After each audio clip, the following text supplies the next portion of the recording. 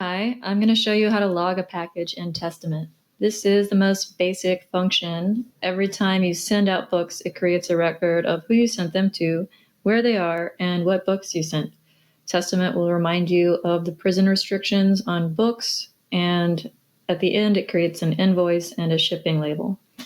So step one is to identify your person, but in the interest of sharing our workflow, I think step one is really making sure that you have the right location for them. So this is their state database for Louisiana. Yours might be different. Here's the federal one. You just want to make sure that they didn't get moved since they sent you a request.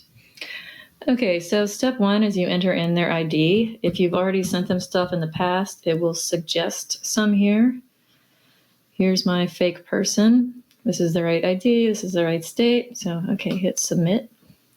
If you've sent them stuff before, it will ask you if they're still at the same location. But if not, hit no. If they've never gotten books before, it sends you right here. You pick your prison from the drop-down list. Sometimes it could be kind of confusing if there's a bunch of different places, so you can check to make sure the address matches. I have a fake prison here I'm going to use. If your prison isn't listed, you can just add a new one. But let's just say he's here in Shawshank.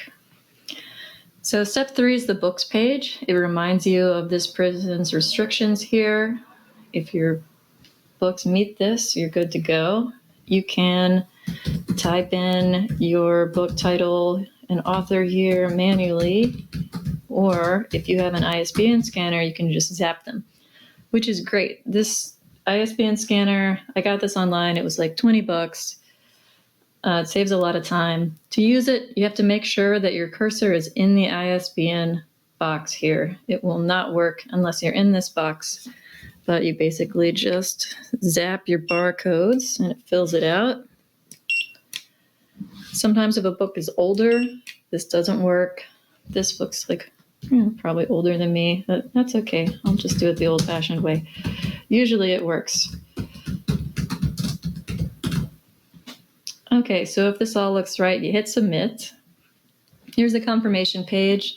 It reminds you again of your restrictions. Check to make sure the name is right. This is the right prison. This is the right address. Here's what you're sending. There's some optional fields. Like, for instance, if there's a bunk number, you can add it here and it will print out on the shipping label. You can put your name if you want. You can add a note. This doesn't print on the invoice. It's just saved in Testament for us to read. I don't know, send more gifts if we get it.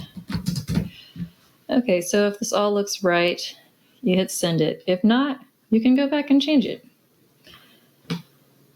So here it spits you out to the same page so you can log in another one. It's created a package here of your books. It's created an invoice and a label. I like to just open these up in a new tab. The invoice here has your return information that you fill out by editing your profile in Testament. It lists, your person's name and prison. Here's the books. It doesn't print the author, so sometimes I just skip it. And that's it. You just print this out. Most prisons are pretty happy with this. The price is always $0. The package label comes out like this. Here's our information from our profile. Here's all the information of where it's going.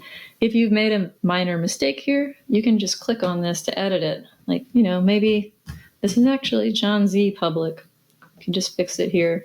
This doesn't change the record. It just edits the shipping label itself. And you just print them out. That's it.